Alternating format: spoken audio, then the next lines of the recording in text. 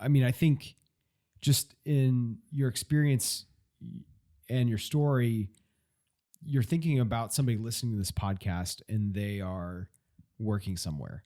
And I posted a little bit of a needler on LinkedIn today in preparation for interviewing you, talking with you, stock image of some frustrated employee. And then one of the pictures I stole from your website of you in this beautiful spot.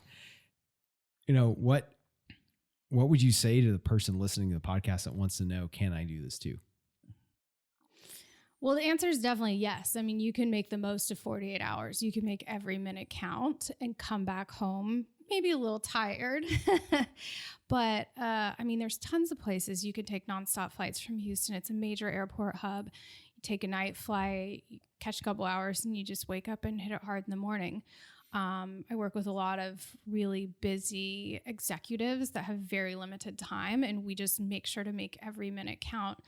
And I think it really is easy to incorporate into your life. And that's part of the problem that I'm solving as a travel advisor is I do all the lifting. Like you can search for months on the internet and still not find the information that you need. Or you could take an hour. I mean, my business kind of operates on an hourly consultation basis. And we sketch everything out in a document. You have the notes to keep, and you can either execute it on your own, or I can finalize all the plans as well. But what about can I start a company?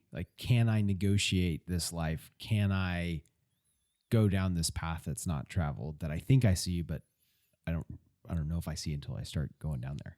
Yeah, well, it depends on what your business is, because my husband did it and it worked really well for him. I will say I tried to be a lawyer working remotely when we traveled, and that didn't really work. It wasn't entirely compatible with the way we were traveling at the time, because we traveled really intensely. We were constantly changing time zones. We were very spontaneous. So I would set a client call, and then we would end up in Bali, and I would have a client call for 3:30 a.m. my time. Yeah. But yeah, there's definitely ways to do it. Longer stays, planning things in advance.